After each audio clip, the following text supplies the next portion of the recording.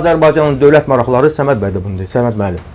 Bizə hər şeydən üstündür. Ola bəy. Biz başqasına... Həm də Səməd bəydir də. Nəyə iyyət edirsən bəy sözündən? Yaxşı, sözü. Mən sənə Səid bəy deyirəm. Odur ki, bax bu prosesləri... Sən o gədə. Yaxşı da. Sən indi bax... Olmadı Pənah bəy, olmadı. Biz niyə...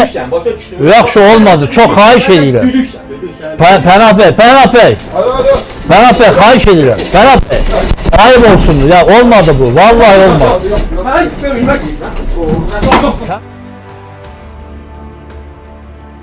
Döyülən Pənah Hüseyndir. Azərbaycan Respublikasının 2 ayda olsa, hər halda baş nazir olmuş bir şəxs. Açıq demək lazımdır ki, biz hətta orta səviyyəli rəhbərçilərin döyülmə səhnələrinə nadir hallarda şahid oluruq. Ümumiyyətlə, müəyyən yaşı keçəndən sonra insanlar belə vəziyyətlərə düşməmək üçün əllərindən gələni edirlər. Çünki özünə hörmət edən hər bir insan üçün döyülmək və insanların qarşısında belə vəziyyətə düşmək ölümə bərabərdir. Ancaq Pənah Hüseyn üçün bu adi bir hadisədir. O dəfələrlə belə vəziyyətlərə düşüb və hamı yaxşı bilir ki, Pənah Hüseyn sözü deyəndən 12 saniyə sonra başına nə gələcəyini qabaqcadan görə bilməyən, proqnozlaşdıra bilməyən bir insandır. Və belə bir insanı 1993-cü ilin 26 mayında Prezident Əbülfəz Elçibəy Azərbaycan tarixinin ən məsuliyyətli bir dövründə keçirilən bir əməliyyata koordinator təyin edir. Baxmayaraq ki, Pənah Hüseyn dəfələrlə bəyan eləyib ki, heç bir əməliyyat olmayıb və heç bir əməliyyat keçirilməyib. Ancaq hər halda baş verən hadisələrə başqa bir ad qoymaq da qeyri-mümkündür. Təbiidir ki, əlaqəsiz də olsa, fərasətsizliklə də olsa bir əməliyyat yaxud bir neçə əməliyyat təşkil olunmuşdu. 1993-cü ilin iyununda Gəncə şəhərində. Pənah Hüseyn Əbülfəz Elçibəy tərəfindən şifahi koordinator təyin olunur. Sonra bu koordinator mayın 31-də Milli Təhlükəsizlik Nazirliyində iclas keçirdir və Dadaş Rzayevi koordinator təyin edir. Yəni koordinatorun koordinatoru. Və aydın deyil ki, bu adamlar nə işlə məşğul olmağı planlaşdırırlar. Əgər koordinasiya eləmək lazımdırsa, buna bir insan da, bir nəfər də kifayətdir.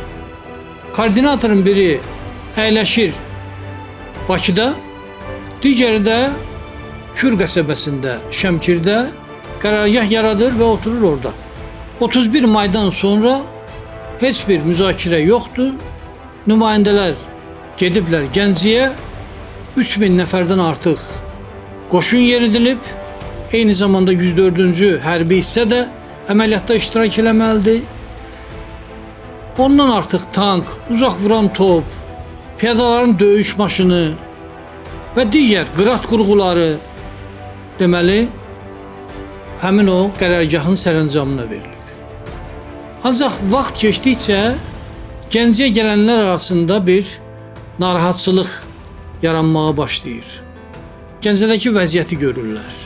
Görürlər ki, əhali Sürət Hüseynovu dəstəkləyir və üstəlik gələn qüvvələr arasında bir koordinasiya yoxdur. Baxmayaraq ki, 2 koordinator var.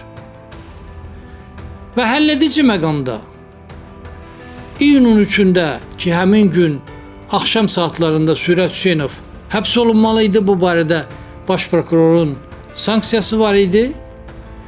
Bu əməliyyatı həyata keçirməli olan 40 nəfərlik xüsusi dəstə ciddi tərəddüd keçirdir. Çünki birincisi əmr hələ verilməyib.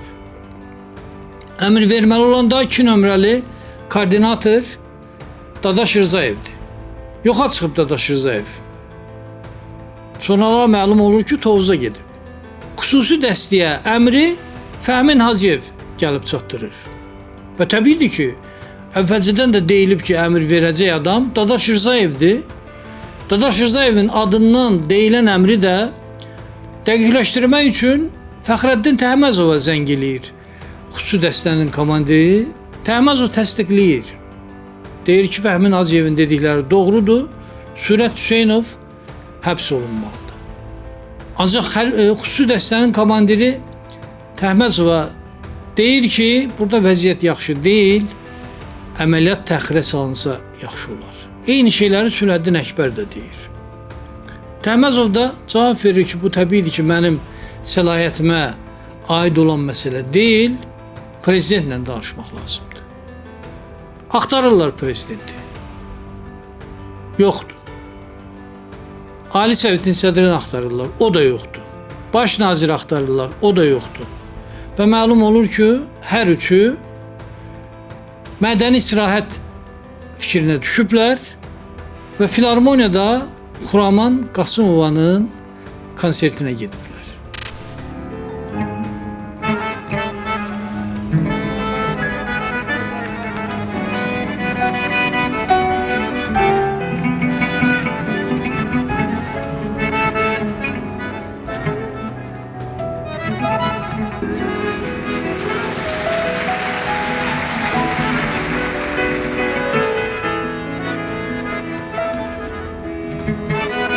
Gördük ulaqdadı,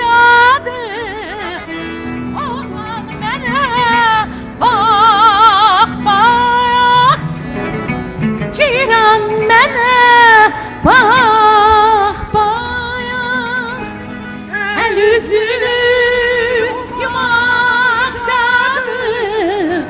alim mənə bax, bax, ceyran mənə bax, bax, xumar oldum, xumar oldum, xumar oldum, xumar.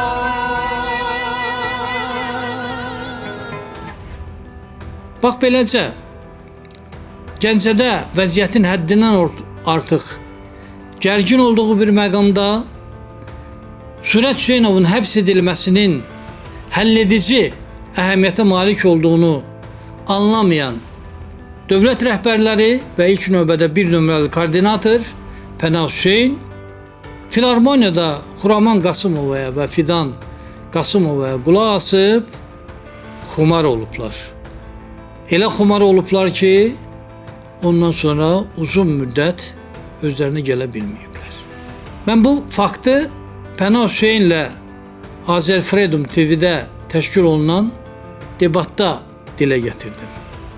Və dedim ki, Pənah Hüseynin birincisi bu cür məhsul məqama təyin olunması yanlış idi və onun da həlledici məqamda digər rəhbərlərlə birlikdə Filarmoniyada saat 11-ə qədər konsertdə olması çox böyük səhv idi.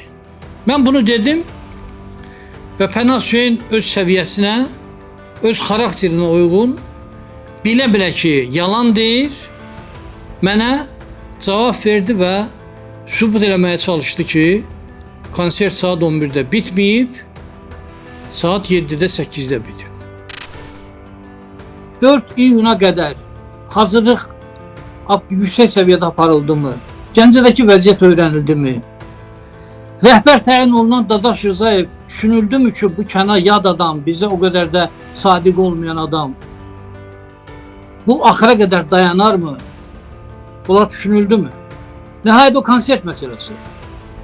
Ayın 3-də axşam vaxtı təqribən siz konsertdə olanda Sürət Hüseynov həbs olunmalıydı. Və təbii ki, o dövrdə Dadaş Rızayev də iclas keçirdi, tapşırıqlar verməliydi. Sonra məlum olur ki, Dadaş Rızayev yoxdur. Uzun müddət hər halda tapa bilmirlər ayın 3-də. Siz deyirsiniz ki, mən 3 dəfə danışdım sonra.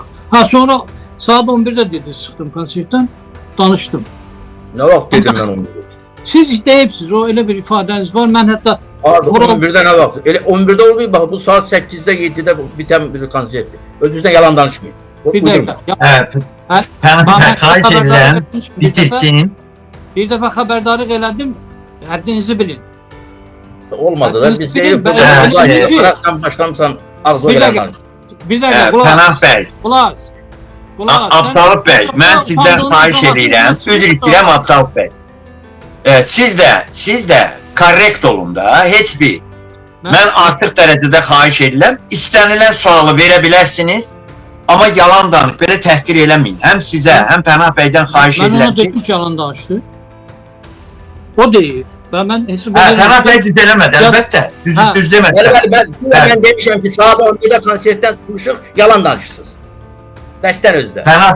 Pənah bəy, qoy bitirsin. Qulaq, Evet. sizə fikirləşək eləyək ki, razılaşıram. Olsun. Olsun. Bu cür davranışın Pənah Hüseynin üslubu olduğunu, debat üslubu olduğunu yaxşı bildiyimə görə dərinə getmədim. Çünki dəfələrlə şahid olmuşdum ki, Pənah Hüseyn əsas məsələləri bir tərəfə qoyub, bir detaldan yapışır, ucundan tutub gedir ucuzluğa və müzakirələr bu şəkildə pozulur və Pənah Hüseynin istədiyi şəkildə davam edir. Ona görə dedim ki, yaxşı, sən deyən olsun. Deyirsən saat 8-də bitib olsun. Fərqi nədir? Hətta saat 8-də də olsa getməməliydiniz. Ancaq mən bilirdim ki, yalan deyir. Özü də bilirdi ki, yalan deyir.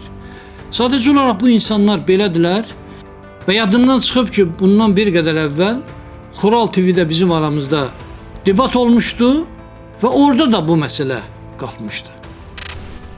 3 axşam əməliyyatın ən qızğın vaxtı ki, Sürət Hüseynov həbs olunmalıdır. Hakimiyyət hardaydı? Bunları hardan bilirsiniz? Bir dəqiqə dayan. Hakimiyyət Təlimatları da mən cavab Sual verdim. verirəm. Hakimiyyət hardaydı? Filharmoniyada konsertdə. Karaman Qasımovun konsertində. Ayın neçəsində? Həmin axşam üçün Akşam konsert olmayıb. O akşam çağı olub saat 11-əcə. Akşam çağı olub saat 11-əcə. Bana bak, ele 11'de olmuyor bak bu saat 8'de 7'de biten bir konser. Akşam çağı olub saat 11-əcə. Azərbaycan tarixinin ən həlledici məqamlarının birində koordinator təyin olunan Pənah Hüseyn konsertə getdi və son nəticədə Azərbaycanda dəhşətli faciə baş verdi. Ən azı 40 nəfər onun günahı cübatından, onun məsuliyyətsizliyi üzündən həlak oldu. Gəncədə 1200 əskərimiz əsir düşdü.